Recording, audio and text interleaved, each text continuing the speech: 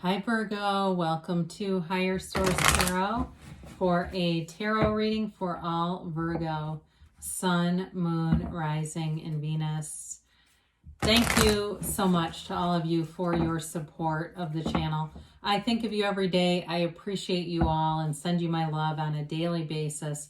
I love tarot. I've been reading tarot for over 30 years. It's sacred divination to me, and I feel it's a lifelong passion. It's something I'm always continuing to grow in and expand, and I absolutely love it, so I'll continue.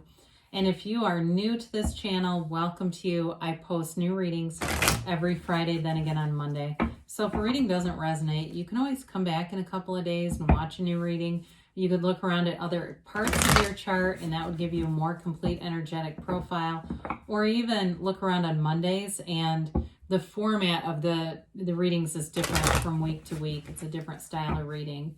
And if you like tarot and you haven't subscribed and you like this channel, I'd love to invite you to subscribe to Higher Source Tarot. So let's get the advice for Virgo, Sun, Moon, Rising, and Venus. What does Virgo need to know, please? What messages do you have for Virgo? Whoa, got a little wild. All right.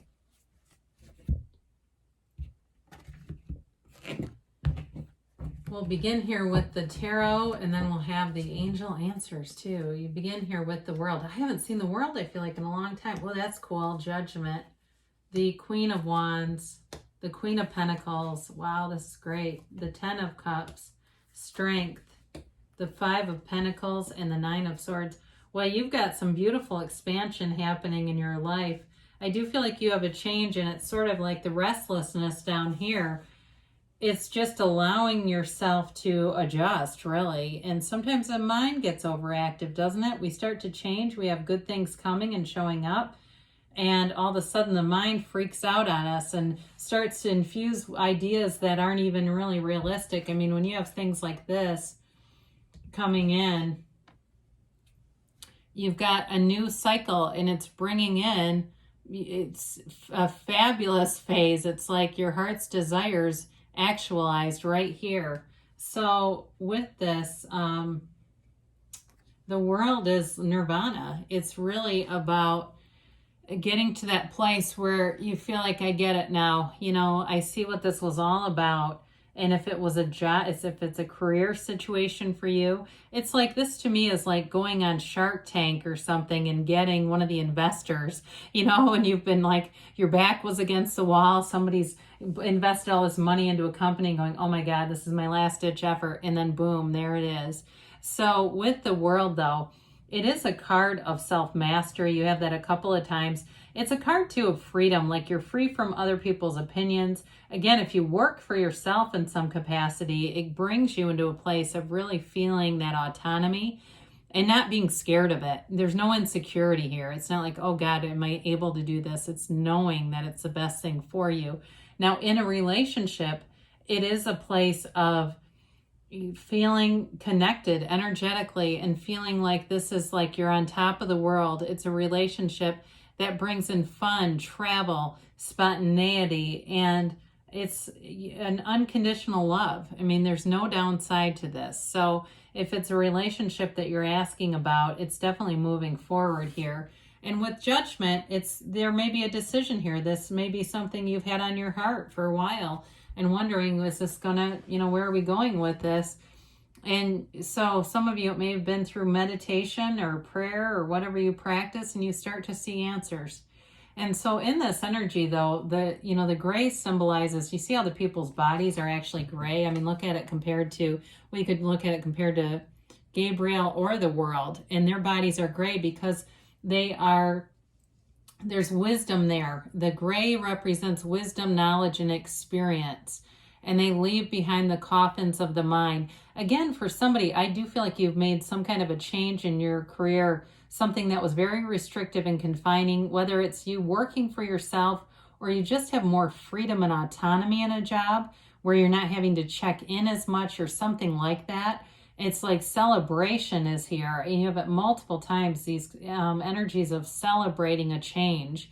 And so with this, it revolutionizes your life. It is This is that, you know, energy of not, well, self-mastery, right? When you know yourself, you know the universe. And so you're moving forward here. There's healing, there's forgiveness of you know, people in their human ways, right? You know, and Eckhart Tolle does, he talks about that, and I know it comes from the Bible, and it was, he says it though, like, forgive them for what they do because they don't know who they are. And so he just he has quite a way of explaining that, and that great addiction to thinking. So the Queen of Wands shows up, fire energy. So if you are attracting a fire sign, here they are. Could be a Leo, but there's a card, this is a card too of taking action, of especially with career, and because you do have that Queen of Pentacles here, or anything material, taking action, and you're going to find that you have very positive results with it. This is an energy of great creativity, but also not being afraid of saying your ideas. There's a confidence here. In terms of a relationship, not only is there love and adventure, but there's great passion here. Anything you're doing in this energy, you have a passion for it, because the Queen of Wands wouldn't waste your time with things that aren't really a good fit. You know, it's like an energy of, you're inspired here. And so it's that excitement when you take up a new hobby and you can't wait to get home to, I don't care if it's needlepoint or it's sculpting or it's riding a skateboard, you can't wait to do it. You know, so with this Queen of Pentacles here, it's you and your own energy, and it's an energy of great financial success and stability. There's also too something about putting in, you know, if you're looking for a new home, and that's what this energy is at the bottom here, with these two down here, it's getting things the right way. Okay, so if it's a home that you've been looking for, just be easy about it, because it will be there. I mean, there's a house for everybody, and sometimes we don't get things because it's just not a match. And so it's like, if you're on that search, or it's an apartment or room to rent, don't care. It's, again, it doesn't matter what the size of it is. It's like, if you can be easy about it, know if it doesn't happen, okay, I know there's something better then. It's to bring in something better. Now with this too, this can be a bit of an energy of a perfectionist. So the only thing I would say with that is, if you're on a mission to find something, sometimes with this energy, you can make decisions. If it doesn't exactly match, you could make a decision and later on go, ooh, that might have been okay, but I just couldn't see it that way at the time, because again, the perfectionism of the Queen of Pentacles, but still a very loving, gentle energy. I do like those two queens in particular together. They would be great in business together. So with the Ten of Pentacles, Jesus, the Ten of Cups, excuse me, it is, you know, it's happiness, it's celebration, it's that rainbow after a storm. And so you look around your life in this kind of energy, and it, you know, it's similar to the world where it all makes sense, and you go, this is exactly what I hoped for. It is exactly what I've been looking for. My heart is full in this energy. You're going to feel fullness, and it's like a very soothing though energy too, where your family's getting along, people that you work with are getting along. If it's a new hobby and you have an instructor, you get along famously with them, and you're making gains here. You know, it's like everything that you've wanted shows up. It's beautiful. So with the Strength card, you have an energy of compassion, but you have new growth here too, okay? So the way that the flowers adorn that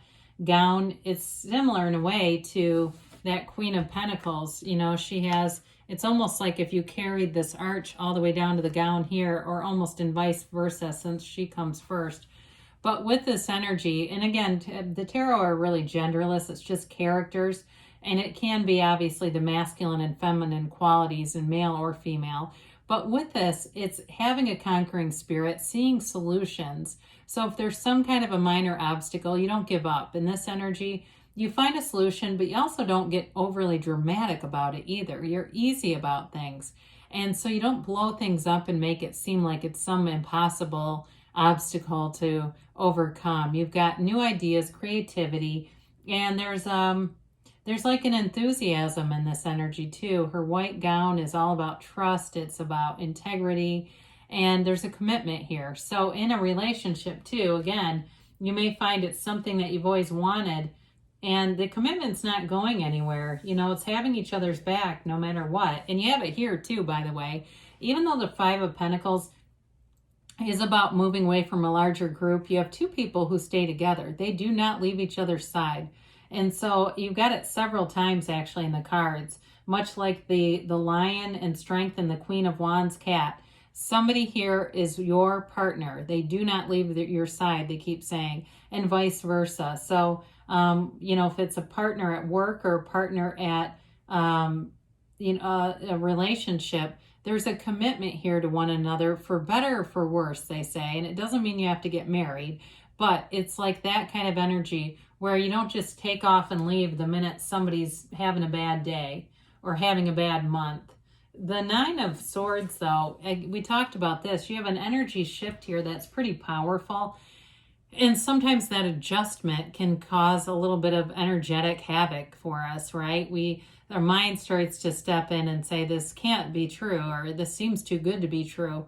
Why? I mean, there's millions of people in the universe. There's how many cars and money available. Money's currency that just keeps flowing. It's available to you. So it's not too good to be true. You're manifesting it. So with this Nine of Swords, if you've had some doubt, I do see that as leaving. It's like you get caught up in the fun and the excitement of what's going on over here that you can't really stay in that Nine of Swords. Now, if you're a little bit restless at night, you may find that you choose to use that energy or that time to meditate and just to quiet your mind, or even to think of the things around you, you know, that comfortable pillow or blanket or whatever it is. Or even if you have air conditioning, you say, it's just wonderful that I have this air conditioning so I can adjust the temperature however I feel, or a fan, whatever, it doesn't matter. So let's see here about, all right, you have here peaceful resolution. So definitely you've got some nice things showing up here in a nice energy turn of events here. Listen to your intuition. So meditating is important in that, right? So you can hear your guidance, hear your own higher mind. Be assertive, they say, because there wasn't a whole lot of action energy in this. So that helps just to give a little more guidance. Now this is interesting. They say wait. Okay, now they say there's something better. So I actually like those two together, because sometimes they say wait and don't stop, and that's like makes no sense almost. But in this case, it's like allowing yourself to ask for more, and it's not greed, this or something better, because the universe wants to bring you your greatest gifts and heart's desires. So good things are on the way for you, Virgo. I love you, and I'll be back again soon.